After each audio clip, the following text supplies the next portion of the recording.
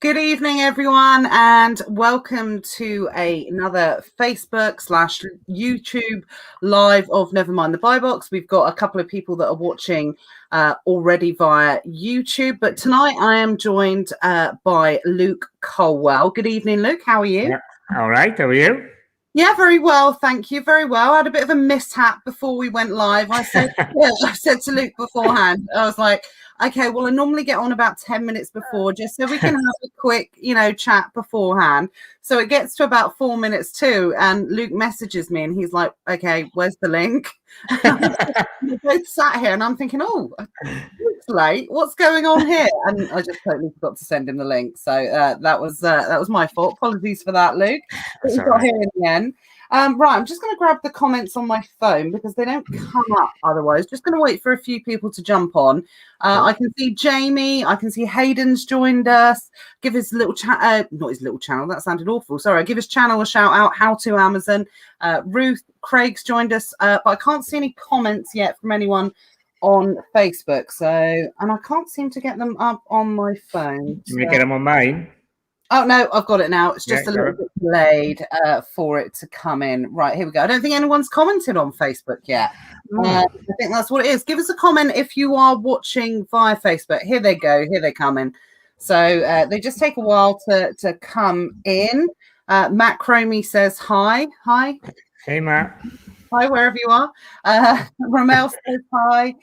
Evening, Doug. Evening, Andy. Andy says, Luke again. Saw him last night. You're a popular guy at the moment, Luke. Yeah, I'm everywhere now, aren't I? Yeah, absolutely. In demand. They get sick of this face in a while. No, not at all. Not at all. I think there was a period of time about 3-4 weeks ago where I was working with Matthew Wright and we were doing Matthew Wright's eBay course. And I was doing this, and obviously I was doing like ESA, and I was doing YouTube, and I was doing all these different things.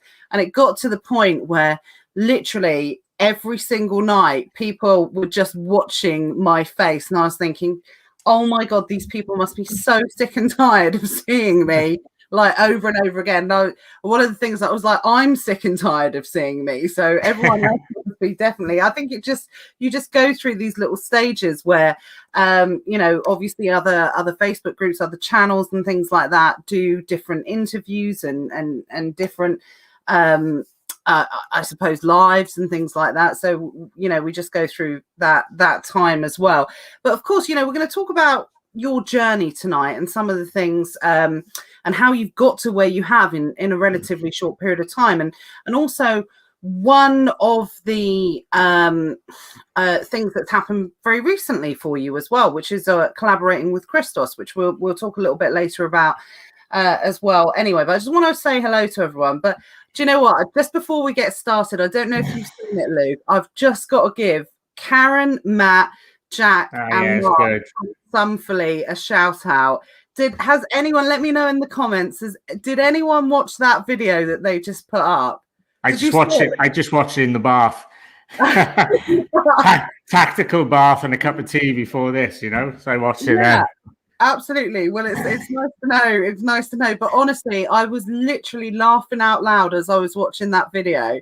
Yeah. It was so funny because for those who don't know, they're going to be launching a new software called Sumfully, and I'm just laughing thinking about it.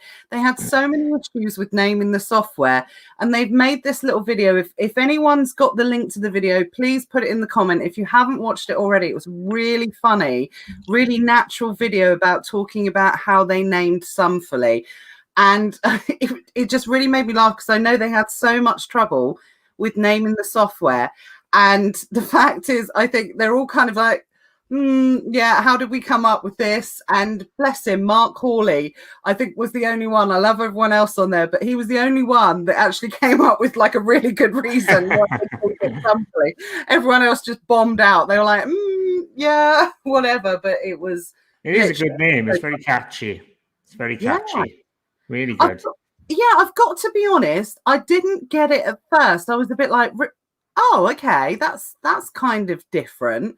But now I've I've heard so much about it, got the opportunity to try it and everything like that. And it has absolutely, it's a grower. It's a grower, the name. Totally grown on me. And the way that Mark Hawley explains the name, it does totally make sense.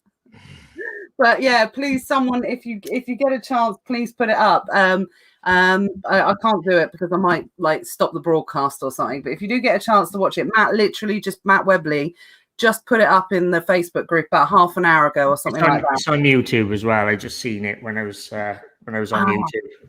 There we go. Right, let's say hello to everyone. So Charlotte says evening. Hi Andy. Hi Karen. Hi Ray. Hi Adam. Hi Julia. Hi Daphne. Let's go on to lots of YouTube guys tonight, which is good. So Hayden said, yeah, he saw it. He's never seen Matt, so happy. There you go. Hayden's put it up. Thank you, Hayden. Jed, evening, Jed. Let's just have a quick look. David Reese Roberts is new. Welcome, David. Hope you enjoyed the show, and just commenting how handsome you are as well. Oh, nice. There you go. Lovely compliment. So, that's my best friend, by the way. I'm not that good looking. Well, no, David Reese Roberts is quite a Welsh name, and I am assuming that you're Welsh. So yeah, very proud. Yeah, I didn't want to assume. So that's why I went with it. But yeah, no, absolutely. So tonight we're here to discuss a little bit about, a lot about you, Luke, actually, and how far you've come in such a short period of time. And I think I've had a couple of people on Hayden, whose channel I know that you were on last night as well. I've interviewed a few people over the last year who have started Amazon businesses in a relatively short period of time ago, and have done phenomenally well within that period of time. And I think it's interesting, over the last year I've seen more cases of people starting the business from absolute scratch and becoming really, really successful in the last year than I have in the 6 years that I've been selling on Amazon. Wow. And obviously I think it is down to the pandemic and being in lockdown and the rise of internet shopping and everything like that as well. But I also find it really encouraging moving forward, because there are so many people out there. There are so many people that say Amazon's dead, selling online is dead, and not selling online, but arbitrage is dead, and all these different connotations to do with selling on Amazon that you see people making YouTube videos about and things like that. But the more and more people I speak to, like yourself, is just contrary to what everyone's saying, and the fact it's not dead. It's quite the opposite. It's booming. Yeah, 100%. Yeah, and I think it's something. So I'm quite curious for a lot of people, and I'm sure a lot of people watching are as well.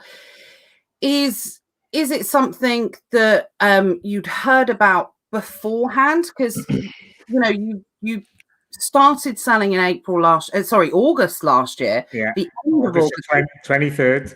Yeah, we were just talking about that beforehand, and I absolutely love what you said, Luke.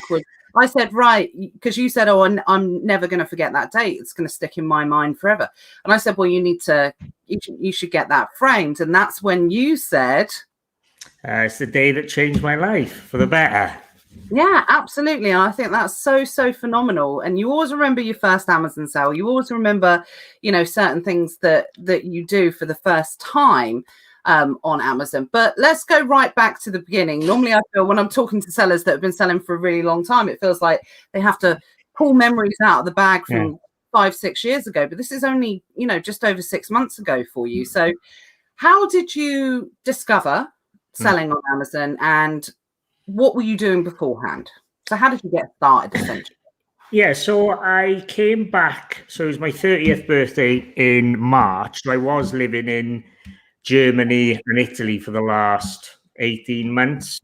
I was a salesman for an overseas car corporation. We used to sell vehicles to the US military on their bases in Europe.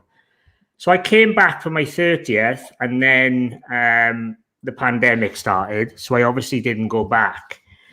And I was sort of umming and ahhing. I wasn't really enjoying it out there anymore. I lived in a really quiet little village in Germany, no friends there. And, you know, it's a little bit sad going to the pub on your own and stuff all the time.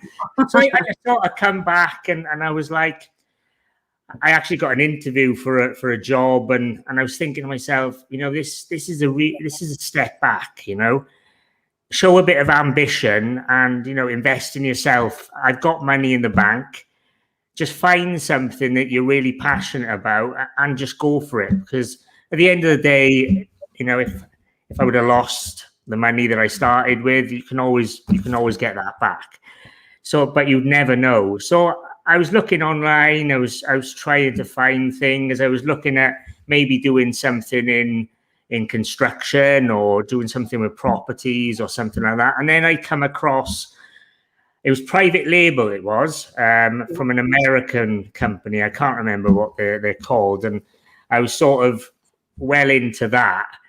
And then they come and said it was £5,000 for a course. And I was like, that's half the money that I've got to, you know, to start my business. So I was like, right, I need to take a step back now and look for something else.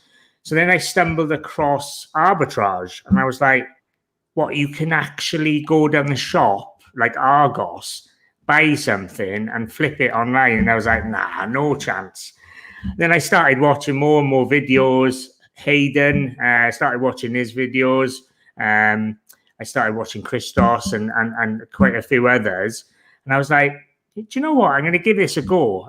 So I bought 500 games, video games. I bought them. I wouldn't advise anyone to do that because it took me about a week to sort out and box them up and everything. And that was like a really, really rude awakening for me. But it was a really good introduction. And then they started selling. And then I was like, whoa. Hold the door now. Do you know what I mean? Then I done a bit of RA, started buying. I didn't go too heavy on. I went heavy on quite a few, you know, a couple of products, but I didn't go like a mixture like I've got now. So I went quite heavy on like 5 or 6 different products, and they started really selling really quickly. And I was like, this is unbelievable. So I started believing more. Started putting more and more money into it, more and more time. Luckily, I was obviously doing this full time, so right from the start. I just started believing more and more. And now when I look back at it, I really can't believe that I'm at the stage that I'm at now. It's quite frightening how quickly you can grow a business in this game, you know. So yeah.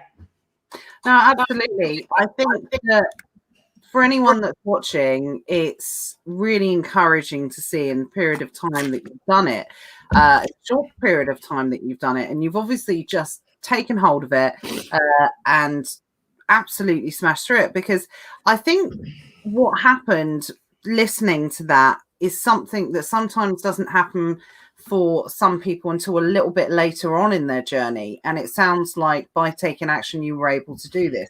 Is we all have this realization moment with Amazon. We all have this kind of light bulb moment. And most sellers, when you ask when it happened for them, it's varying, you know, times. Some people don't have the light bulb moment until they've been doing it for a year. You know, they have this kind of realization, okay, this is really going to work for me. I think what Amazon's really good at showing you really quickly the power of Amazon and, you know, how powerful as a platform it is compared to some other platforms, or possibly starting up and, you know, selling on your own website, for instance, or something like that. So I think it's really quick in showing you that. But in terms of having that real moment of, okay, maybe there's something here for me. This is working. This is going to work for me. And that sounds like that happened really quickly for you. Oh yeah, really quickly. I think in a way, because I was doing it full time, Yeah. maybe I had more time to really think and more. I was sort of the first sort of month, I was really obsessed with it. You know, I was like watching every single video, literally staying up all hours to do sourcing and stuff like that. I bought some really bad products that, you know, and probably I've still got some of them games in my inventory now. Yeah. So yeah, but I think because I had all that time to focus on this, you know, this business, I think it obviously enhanced that moment for me. Yeah, no, absolutely. And when it comes to making bad buys, and this is a tip for anyone watching as well. It is impossible to have 100% good buys in this business. So we still make bad buys now because there's so much, especially in arbitrage, especially through selling on Amazon, that is outside of our control. You're competing with other sellers. You're competing with Amazon themselves. Prices change, prices go up. Demand increases, demand decreases. We go through different seasons. There's so many different variables to buys. So what I want to kind of reinforce, especially when you said that, is that anyone says that this is 100% foolproof and every product that you're going to buy is going to have 100% ROI and it's going to do this, and it's not. It's definitely not the case. There will always be bad buys. I still make bad buys. I made a bad buy literally about 4 weeks ago, and Matt is still, my husband is still, he went on about it today. He was like, yeah, do you remember you bought those? They were dogs. And I was like, right, I know they were, kind of thing. It's because it's one of those things, and the only thing I can liken it to is if you had a physical shop, if you have a physical shop, that everything you buy in that shop is not automatically going to sell, or it's not automatically going to sell for a profit. And it's a real business like that. And that's why when you work with, you know, big retailers and things like that, they account for the fact that they might have to sell the stock at lower than they expect because it doesn't sell for, you know, whatever reason. Yeah. And that's exactly the same with this business as well. No one's ever going to have 100% good buys. It's just not No. all these years. I think I made a bad buy last week. So, you know, it just happens, and it's part of this business. You just got to roll with the punches. And I think at the end of the day, it's how you react to it. And as long as you know how to read the data, as long as you know how to see how Amazon works on the data that it's giving you, then you can make an important decision. Like I said, you're not always going to make good buys, but you can make good decisions on those buys. And that's really, really important. If you've made a bad buy, just sell it. Get rid of it. If that's what the data's telling you. Don't let it hang around. Recover the money, get it back, and, you know, spend it on some, you know, good buys. I done that with one of the first products that I bought. It was a stationery set. So I sold hundreds and hundreds of them at good ROIs. And then I stupidly, when they come back in stock a couple of months later, without even looking at the data, this was a proper rookie mistake, I just bought them again because I thought they'd sell. And I was like lumbered with around about 150 of them that I had to sell at a loss. So yeah, I'll definitely won't be doing that again. No, absolutely. The Amazon arbitrage in particular, I always liken it to the stock market. The data changes all the time. What would have been a good buy 3 months ago might no longer be a good buy. You've always got to check the information every single time. It depends on season. It depends on competition. It depends on time of year. It depends on all of these different factors that you've got to take into account. And certainly when it comes to looking at different types of data, you have to check it every single time. So that's a really good tip. Someone says they're going for 1050 now. I think it's Darren. I don't know what that is. Must be in relation to the 150 units that you bought. Philip said he's never had a bad buy, only bad customers. Absolutely. We all know what Amazon customers can be like a little bit. Good evening, Philip. I didn't say hello. Hi, Fran. So a few other. Oh, sorry. 2 seconds. I just need to plug my charger in. Oh, okay. No, that's fine. That's fine. Right, I'm just going to check on some of the other comments. Sam's joined us. Hi, Amanda. Hi, Paulina. Hi, Darren. Hi, Paul. Hi, Amal. Hi, Julia. So I think Hayden said he's felt like a spammer then by putting up the YouTube link. That's fine. We're allowed. We won't boot you out. Don't worry about it. I'll go on. No, we won't. Definitely. So started in August. Realized Amazon was for you. What's been during that period of time? What's been the biggest thing that you've learned in the last 6 months about running your own Amazon business? I think from an outsider looking in at the start, I sort of, before I even started it, I thought it's going to be like a sort of eBay shop. It's just going to be like buying and selling, and it's not going to be a proper business, but it really is, and I still get friends and family, and they're like, "Oh, what do you do then?" It is literally like a proper business, and I've got VAs now, and I've got a structure in place now, like a proper business. So, that was definitely a little bit of a shock to me. Obviously, all the admin that goes into this, and if I didn't have an admin VA now, she's a lot better than me than I ever was. So she's an absolute godsend. So that's what I sort of learned from it is it is literally like a proper business. It's like having a shop without your bricks and mortar. Yeah, absolutely. And I think sometimes people do confuse that, and especially if anyone's watching or anyone that's going to watch the replay that hasn't had a business before, or is maybe thinking of getting involved in Amazon and maybe not thinking actually it's not a real business. Spoiler alert, I'm afraid it is a real business, and it needs to be treated as a real business. And sometimes that can be a really big realization for anyone. Did you have any personal business experience before doing this? No, obviously I was in obviously sales and business there, but never really. It's always been an ambition of mine to start my own business, but I've never really shown the ambition or anything beforehand. This is why COVID for me has been good, because it's made me actually take action and put bread and butter on the plate for myself and not having to rely on anyone else, So no, I never had any experience. My dad's had businesses for like 30 years and things like that, but not myself. Mm-hmm. I think that's really interesting, because the amount of people, Max, who we had on last week from Arbitrage Hero, the sourcing software, he said exactly the same. It was COVID that enabled him to be able to start. He'd had this idea for a new type of software for arbitrage, and it had only been COVID that had given him the opportunity to be able to do this.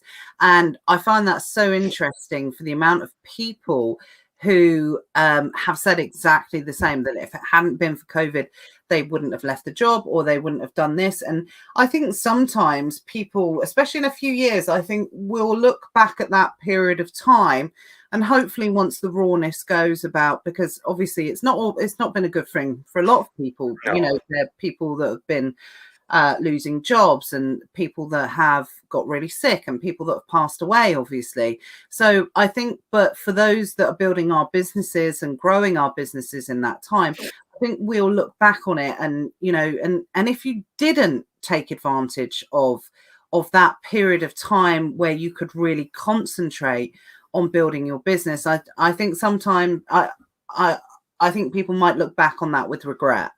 I'd certainly still probably be in Germany or somewhere now if COVID didn't happen. I probably wouldn't have took the risk, and because I was on quite a high paid job, so I was comfortable, but I just had no satisfaction, from it. And like now, I go to bed content every single night.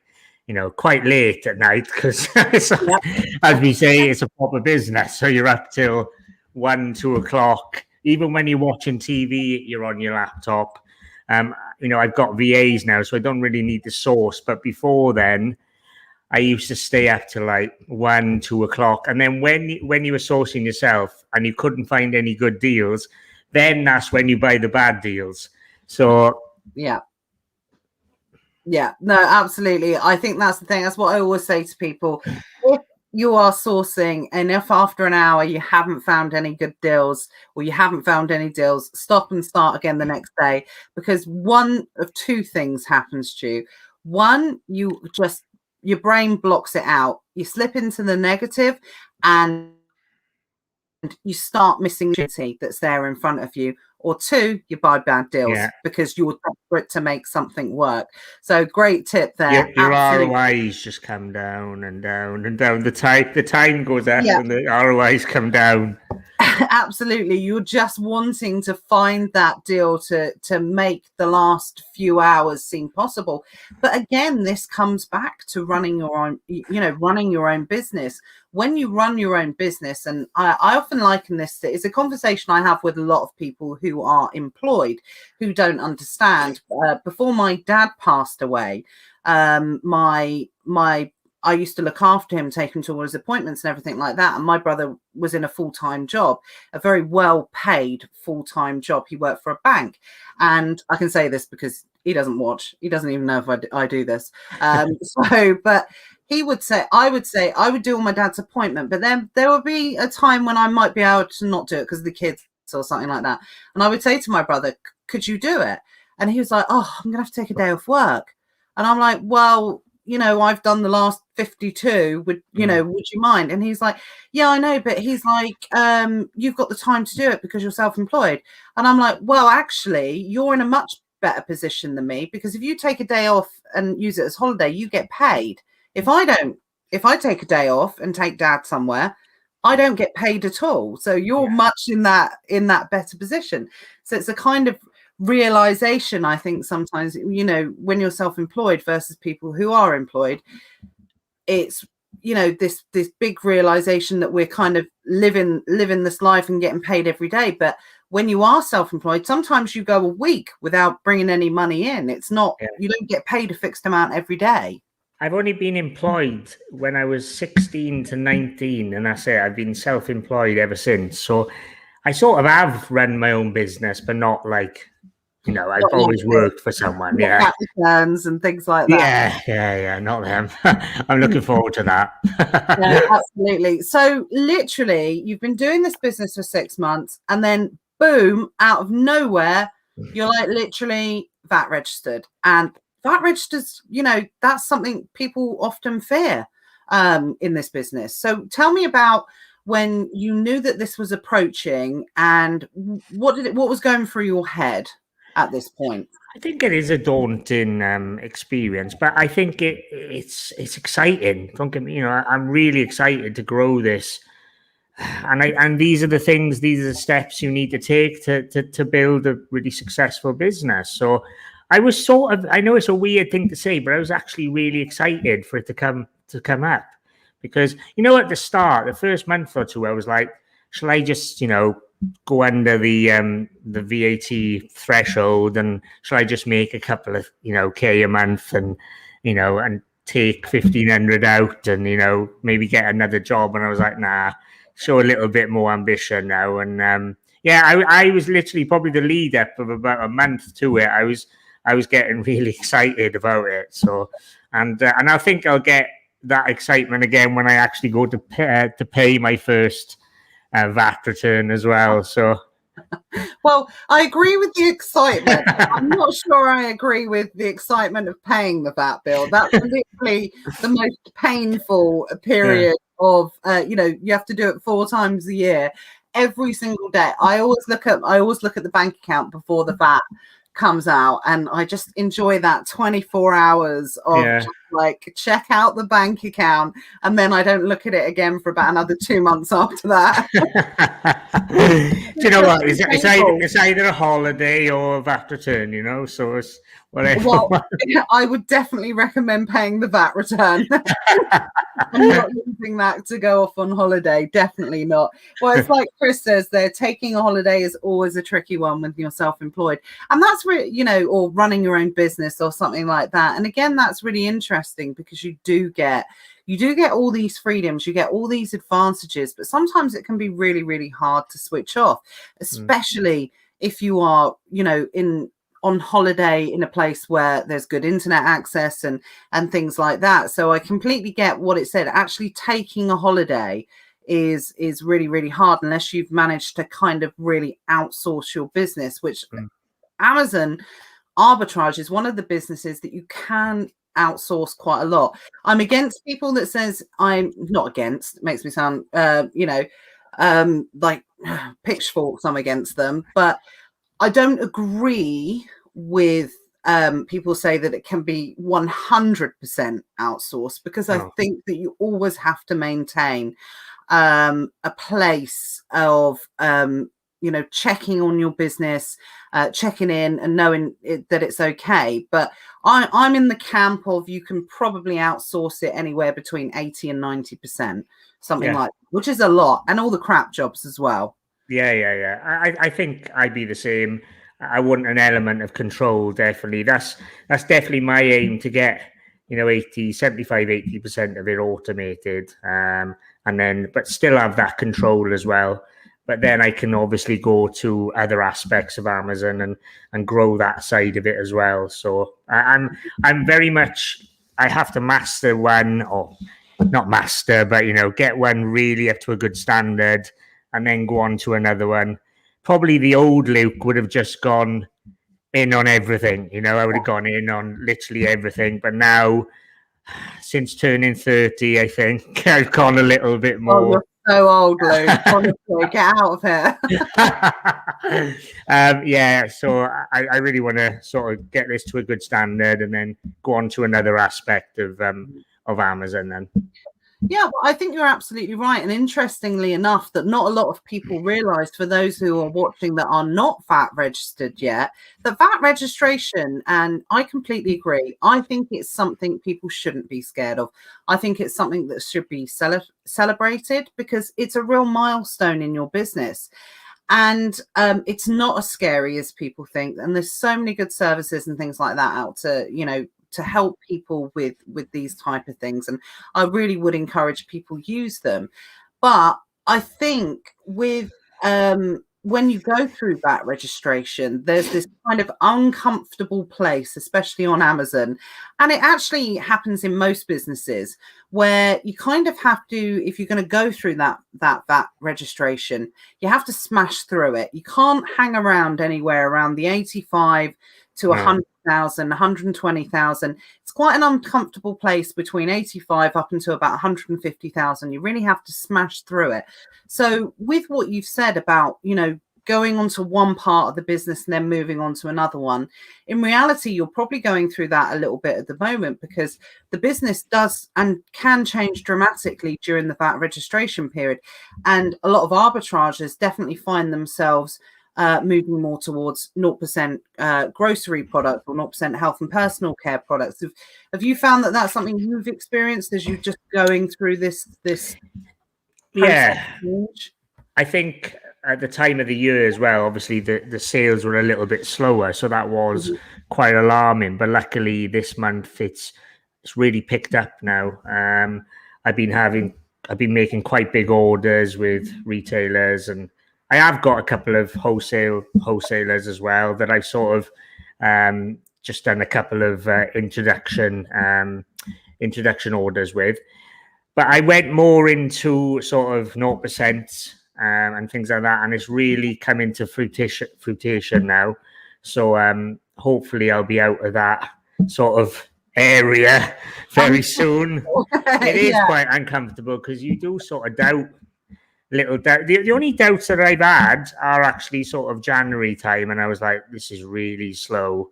You when the money's like slowing up, the disbursements one day it's like I had like a disbursement of like £87 or something like that. So it gets like a bit alarming then. Mm-hmm. But I think this month, everyone's sales have increased. So that's we're on the good road now, I think. Yeah, absolutely. February, we talked about this, especially over the last few, never mind the buy boxes. February's probably the second slowest month of the year. After August, in my opinion, I think everyone's on generally in normal outside of COVID times. Everybody's on holiday, everyone's doing stuff with their kids are off, that type of thing. And February is just a crap month, to be honest, because it's sort of like no one's got any money, it's winter, it's horrible, it's a short month, no one wants to go anywhere, no one wants to do anything. And of course this year we were in lockdown as well, so I think that February is always generally one of the worst months of the year. And again, this is business, guys. This is what we were talking about. Just like I was talking about, you can't have 100% good deals. No. It's the same with months. You can't look at it day by day. You have to look at your business over quarters. You have to look at your business over a year. That's how real businesses judge it. In America, part of the Black Friday sales and Black Friday, the name originally comes from the retailers they called it Black Friday because it was that period of time that the businesses started to go into the black. So it had been all the previous year that they hadn't been making any profit, and all of a sudden they started making a profit just as that period of time was going into Christmas. So there are many, many businesses that do not make a profit. Luke Dugan talks about this perfectly when he talks about understanding that some months he might make a loss, but he looks at his business overall over the year. But that's how real business works, definitely. Yeah, I think that's I seen one of his videos actually about that, and that was a sort of light bulb moment for me. I used to be obsessed with checking my Amazon account every single an hour, and if I had a bad day, I'd be like, it used to affect my mood. But now I'm like, I got rid of the app on my phone, and I might have a little look in the night, but I'm looking at more over a month and a quarter now. So I think as a newbie, that's something that it's always going to happen. The first 3, 4, 5 months, you're going to be obsessed with looking at that app. Oh, totally. I literally just helped a friend start selling on Amazon not so long ago. And one of the things that I put in the email was like, right, okay, now I'm going to show you how to download the Amazon app. And I'm just going to warn you, you're going to get addicted. You're going to keep opening it up every half an hour. You're going to do this and you're going to do that. And then at the end of it, and I was going to put, and still doing it 6 years later. Because that doesn't change. That doesn't change. I still check the app. I wake up now we're selling in America as well. What's even worse, the American sale day ends between about 4 and 6 a.m. So I'm like, my brain's waking up at like 4 a.m. and I'm checking the American app now. And it's really annoying me because I keep like subconsciously it's gone into my head. Before I was like, oh, this is great. We're getting sales all throughout 24-hour period. But now I suppose the good thing about not having sales on a 24-hour period is your brain gets a bit of downtime. But not anymore. You don't get much downtime. Your brain doesn't get much downtime in this business. No. It's like the first thing you think about when you wake up, and it's the last thing you think about when you go to bed. It is. And definitely checking the app is involved. Yeah. You always check the app before going to bed and going to bed. And you have the little Amazon tick smile imprinted in your brain before you go to bed. The amount of times I've woke up about 4 or 5 o'clock in the morning and like your eyes are everywhere and you're refreshing the app. And it's like, oh, I haven't done any sales. Well, it is 3 o'clock in the morning. Like, absolutely. And I've always said the thing about Amazon as well, you don't really sell a lot during the night. So if you're waking up at 3 o'clock in the morning and you're expecting to see, £500 worth of sales, it doesn't really happen. Amazon shoppers don't tend to shop overnight for some reason. That is weird, isn't it? I think that's really weird. Well, yeah, that's what I was talking about in my Facebook post earlier in the week.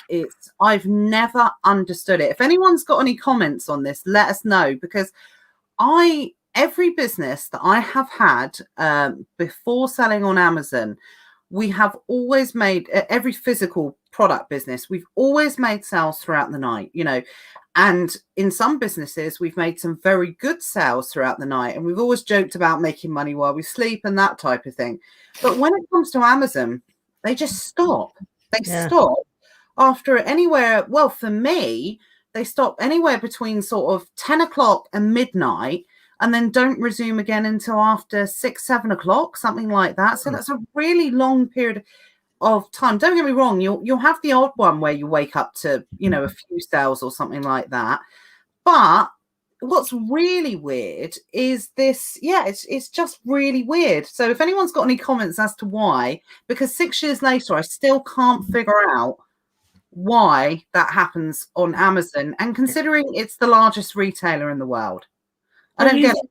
Yeah, you think about all these people that do night shifts. Exactly. I've done night shifts, and you're on your phone more than you are in the day in some jobs. I just can't. It really baffles me. Yeah, it's so odd. We've got Matt that's joined us watching on YouTube as well. So he's like, "Ooh, watching on YouTube." We gave you a shout out earlier, Matt. You weren't here at the start where I was talking about the Sunfully video and just how much it was making me laugh. So Hayden put the video in the comments because it literally made me laugh out loud. It was so funny. Cindy says she always buys stuff at stupid o'clock when we wake up and realize they need something. So I just don't get it. Let us know in the comments, because it's, if you experience this. I've spoken to a couple of people like Luke Dugan. He's like, yeah, I make sales at night. And I was like, yeah, that's because you're the $1 million man, obviously. But I think for most people, it's like, no, it's just that period of time and it stopped. Brian says reprices being set to go to the maximum, possibly something could do with that. But yeah, that's what I was talking about, Hayden, when we were talking about it. Suddenly clicked in my brain that because it's weird selling in the US. I'll tell you what, we're only a week in, but it's really weird. It's completely different. The app is different. It's not different, but it's a lot more delayed than the UK one.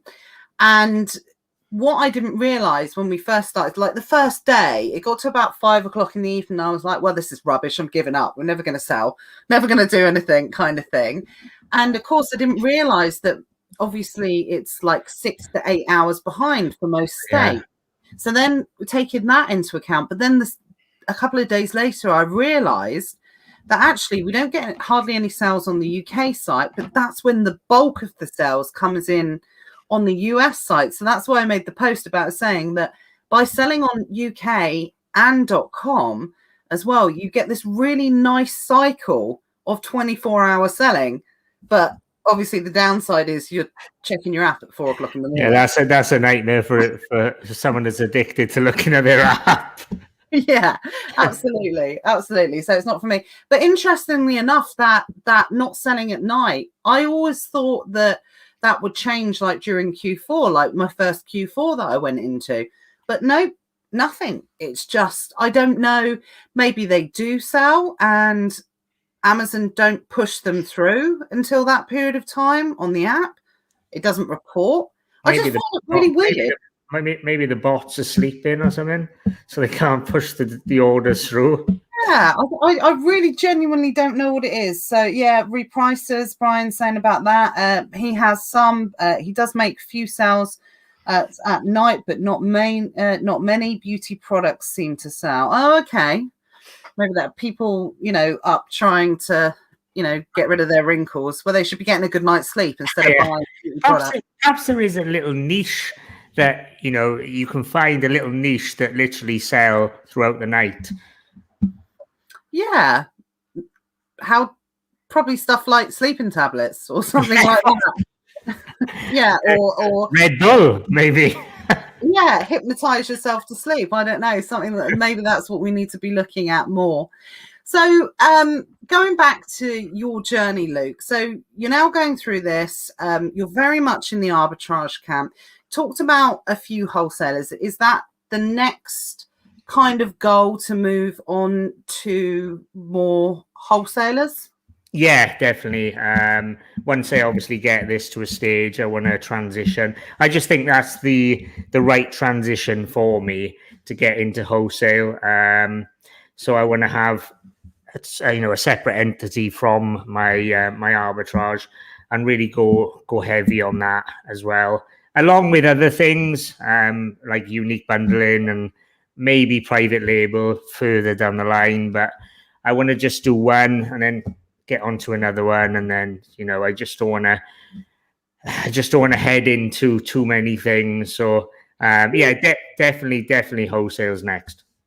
I think that's really sensible. And obviously, I know that you've got VAs, and I think it's with Sam and Hayden, because they were talking on Hayden's channel last night about you guys all pull your VAs together. Is that right? Yeah, so we got a VA pool. It's been working amazing for the last, I think we've had it like 2 months now. Me, Hayden, and Sam. We put in the VAs put anywhere from 6 to 10 deals a day each. So really, we're paying for one and we're getting 3. So it's a really powerful thing to really grow your business, in my opinion, and it's worked amazing for us so far. Yeah, absolutely. And I think that especially working on Amazon, without Facebook groups, without communities like this, Secret Wealth Project community is absolutely fantastic. Yeah. I think what it can do is it can really put you in touch with people that, you never would have met. 100%. Sometimes you can form really good relationships with people, and you can also form working relationships with people as well. There are people that some people you end up going into business with, some people you end up sharing resources with, some people that you might do a joint venture with. I think it's phenomenal. And there is absolutely, proof is in the pudding that with that type of thing, there is success in numbers, definitely. Oh yeah, 100%. I think it's gone better than we ever expected it to go. We're buying sort of 5, 6, 7 deals on each deal sheet a day. So I think we're all in the same boat. All our money is running out slightly now. Yeah, so Hayden's just put that. It's worked so well that you've run out of money to invest. So definitely something you guys would recommend is 100%. But it has to be with with people that you trust as well, because you have to have that sort of working good relationship as well. But 100% for the growth that you can make with only having one VA is unbelievable. Yeah, no, absolutely. And I think what also brings a nice dynamic to it as well is you've got 3 people, 3 sellers that presumably, yes, we all in the same way or have the basics of sourcing the same way or analyzing a deal the same way. But actually, if there's 3 of you, presumably there will be deals come up that maybe you'll buy that Hayden won't, or something like that. So, and also 3 different levels of experience that you can pass on to your VAs as well. Oh, definitely. It's really enhanced my my sourcing and my analyzing the deals, to get 2 other views. And it's done the same to the boys as well. It really has. It's really enhanced that, and we do things like we put bad buy and we put good buy in our spreadsheets, and we put like quantities, how many we'd recommend to buy, and things like that. So that really helps as well, and it makes the process so much quicker. Yeah, absolutely. I think it's a phenomenal idea, and I think it's one that definitely people should consider. Obviously, if they find the right, the right working relationship.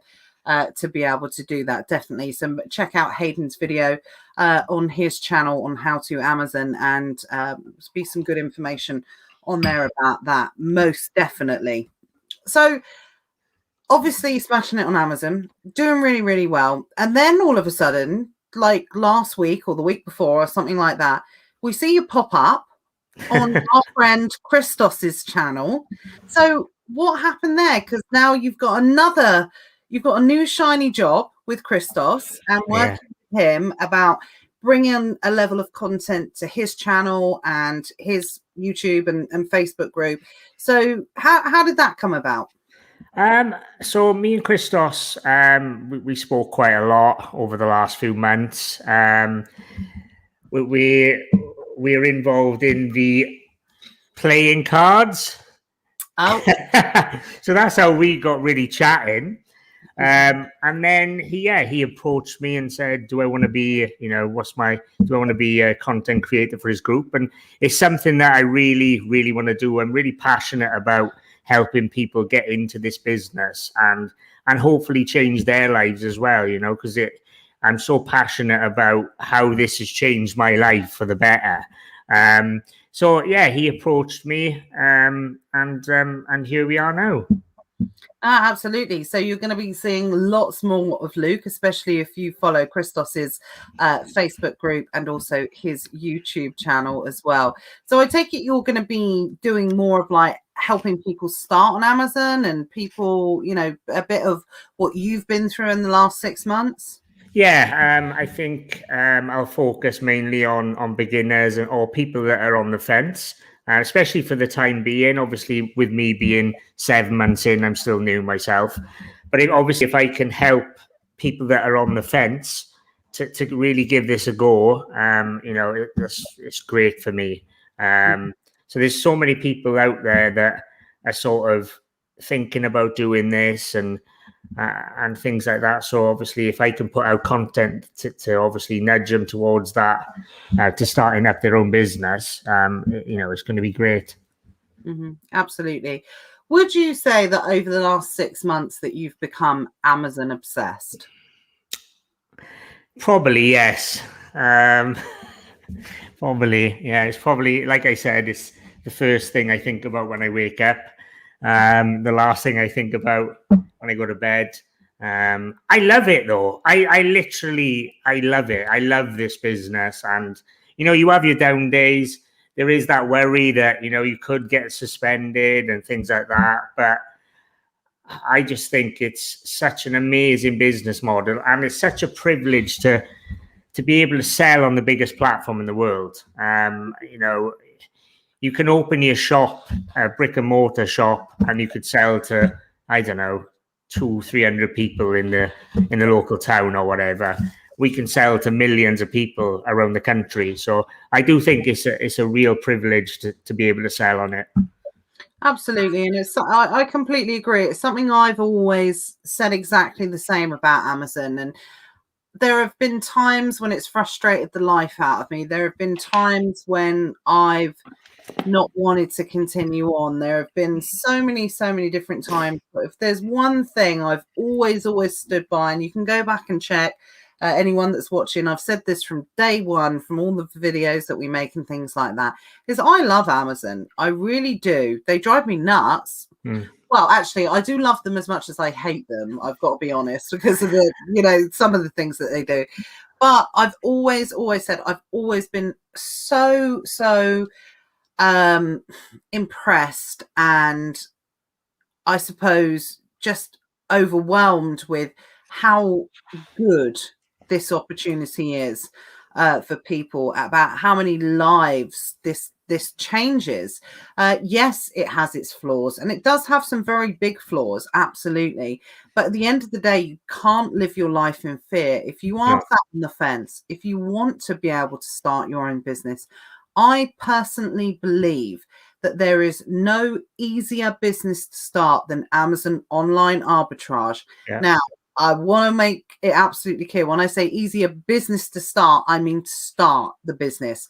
Amazon arbitrage is not easy. It's easy to start.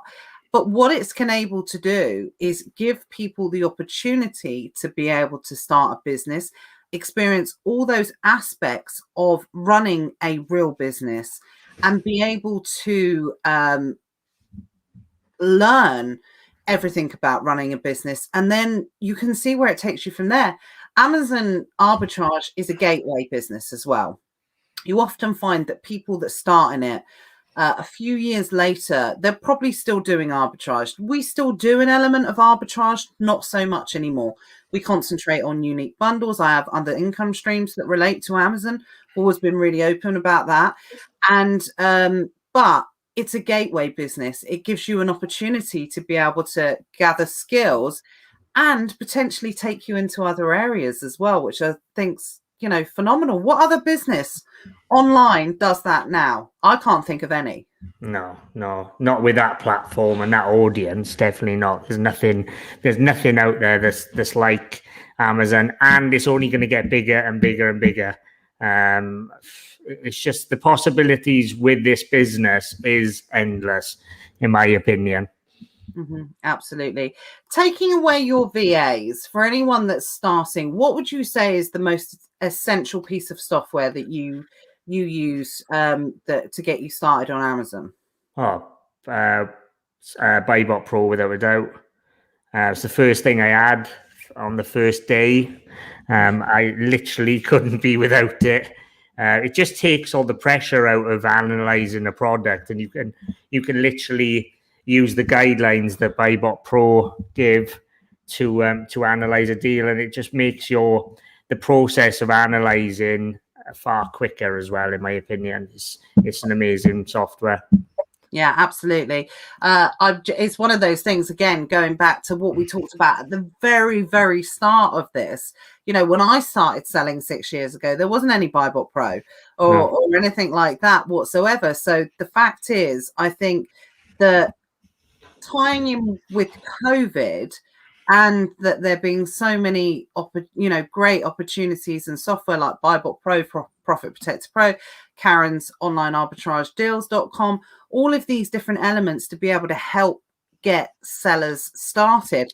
I think that's why we're seeing so many success stories now. We're literally in the golden age of selling on Amazon, because it's, like I said, it's easy to start. It's not easy to do, because you have to combine it with running a real business as well. But I also think that that's definitely a factor into why we're seeing so many success stories and people like yourself, Luke, that are managing to do so well in such a short period of time. Oh, I definitely wouldn't be where I am now without Buybot Pro, 100%. I'd probably still be trying to get 1,000 a month, So, but it's the first thing I recommend to any of my friends that are starting up.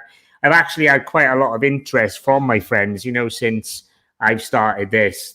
There's a lot of an interest from friends that are in full-time jobs and things like that. So I'm quite passionate about helping them as well get out of their 9 to 5 and be in charge of their own life now as well.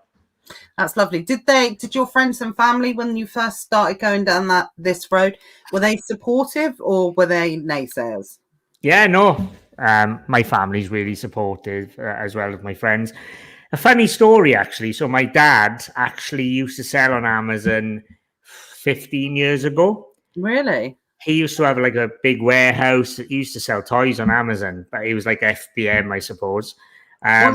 15 years ago. So I actually used to work when I didn't have school. I used to work in his warehouse, packing all the packages and send them into Amazon. I think it's a lot more complex now than what it used to be. Yeah. But yeah, obviously when I told him, he was like, he was really, really happy for me. And it was something that he loved doing as well. So it's quite nice to sort of do something that my dad used to do as well. Yeah, it's like passing the torch on. Definitely, it's like a generational thing. Will your dad get back on Amazon, do you think?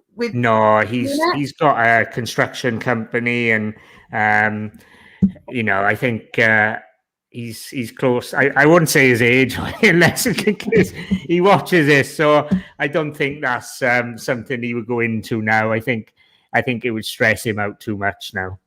Yeah, he's already bald, so. Yeah.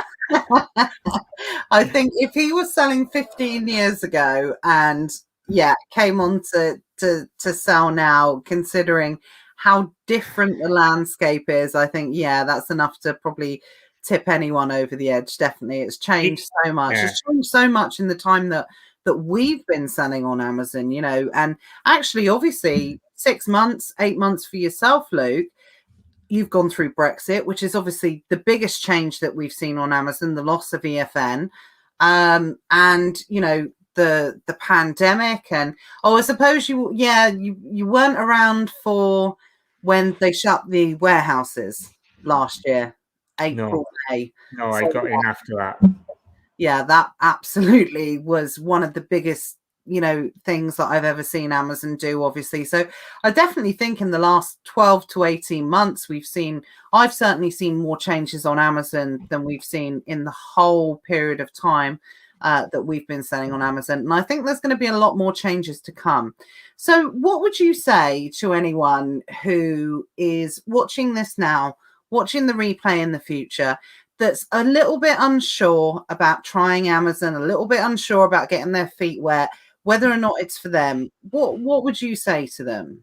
I would certainly say dip your toes in, you know, because you never know where this can lead. In sort of 7, 8 months' time, you could be in my situation now that this is my full-time job. You haven't got to rely on anyone else.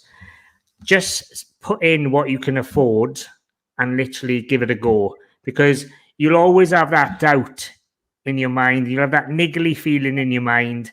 If I would have done this business at that time, could this be what my business now? Or am I just going to be in a job that I hate for the rest of my life? I just think it's about taking them risks, obviously calculated risks, but you have to take risks in life. Mm-hmm. Absolutely. I mean, you kind of put in with this business, you get out what you put in. Absolutely. And it is about sometimes being at the right place at the right time, but I'm always a believer in you put yourself in that position. So, you know, it's something. I'm not a big believer in luck. I'm a believer in you create your own luck. Absolutely. Yeah. So I think that if anyone's thinking about doing it, look at Luke. 6 to 8 months, gone through, it's going to smash through the VAT registration period. You said earlier, final thing I wanted to ask you. You said earlier that you'd always wanted to run your own business, but you didn't know how to start. You didn't know if you had the motivation to do it. What about the Amazon opportunity do you think has enabled you to do that? I've always had this fantasy about being able to work from anywhere in the world and being able to work from a laptop. And obviously, there's so many YouTube videos and people like that saying that they work from anywhere in the world. That sort of really, really took my eye. Mm-hmm. And that's something that's really driven me to where I am now. And I'm only on phase 2 of where I want to be. You know, there's so many more phases. I want to be at the stage that I can travel anywhere in the world and literally just work from a laptop in sunnier climates than lovely old Wales, where it rains quite heavily and we're surrounded by sheep. But I would like to be anywhere in the world, living my life from a laptop. You know, I think that's the dream for me. Absolutely. So that is going to be in your next 12 months, maybe? You're going to go off and live the life of a digital nomad, or? Yeah.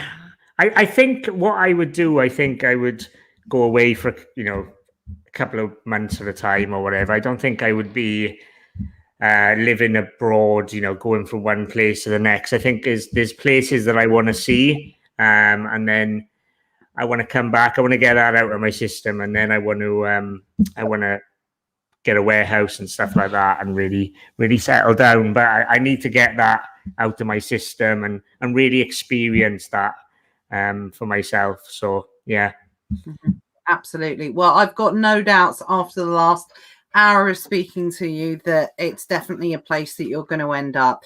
You know, phenomenal achievement to be able to go from zero, literally never selling on Amazon before, to VAT registered within 6 months. It's a great achievement. So well done, Luke. And yeah, I absolutely think the future is going to be very, very rosy for you, 100%. So massive thank you for joining me tonight.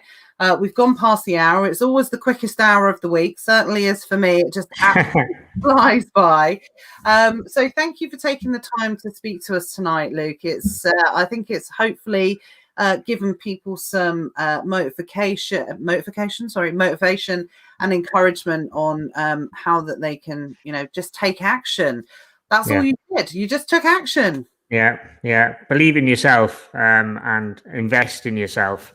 They're the biggest things that I can say, because humans are amazing things. If you really believe in something, and you work hard, it will come true. So yeah, there we go. Christos says the future is bright, the future is Colwell. Definitely. Stealing taglines from businesses there. Guys, if you want to see more of Luke, Christos, as you're watching, please feel free to pop a link to the Facebook group. You are newly appointed content director of Christos's Amazon. I like that title. Yeah, I think that's what I call myself for this. Yeah, I'll definitely go with that, Nat. That's great. Yeah, I think it was Matt that said to me, I said something like, when I was contacting people, I was like, well, what do I call myself? And he was like, how about content creator? I was like, well, I don't want to be the content, I want to be content director. And he was like, yeah, whatever, go with whatever you want. I'll have a little word with Christos now, see if we can get a new title for myself. Yeah, absolutely. See if he'll promote you. But yeah, please drop. There we go. Christos has done it. If you want to see more of Luke, please visit the Amazon Reseller Network, which is Christopher's group. Big friends of the Secret Wealth Project. And Christos offers some amazing content and videos as well. So thank you so much for joining me, Luke. It's been a real pleasure to speak to you. Like I said, Jed says, enjoyed hearing your story. Always love hearing different people's stories, how they get started on Amazon, where they're going to be going in the future. I hope you'll come back and update us. Oh, definitely. And thanks for doing this every Tuesday. It's really helped me on my journey as well. And every time I've messaged you, you've always been really helpful. So thank you very much. Thank you. You can definitely come back. That's my Welsh charm, that is. See? Absolutely, 100%. But thank you very much. Thank you for everyone watching. I will see you same time, same place next week, 7:00 Tuesday, for another episode of Never Mind the Buy Box. Have a great week, guys. See you later. Take care. Thanks, Nat. Bye. See you guys. Bye. Bye.